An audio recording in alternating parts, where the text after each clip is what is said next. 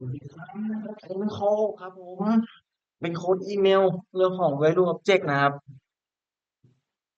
โครงสร้างกำหนดเป็น Final Class Email Implement อ่า เป็น able นะครับ แล้วก็ Constructor เป็น private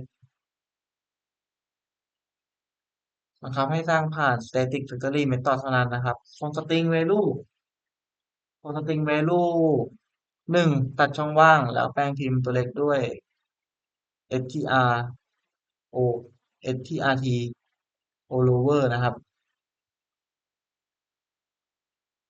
2 ตรวจสอบข้อมูลด้วยฟิลเตอร์ var ตัวนี้ ฟิลเตอร์ validate email ถ้าผิดโยน error increment error ค่าที่ 3 ส่งคืน instance ใหม่เป็น new self normalize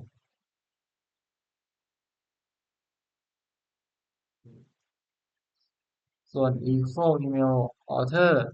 เปรียบเทียบค่าสตริงภายใน this value author value นะครับ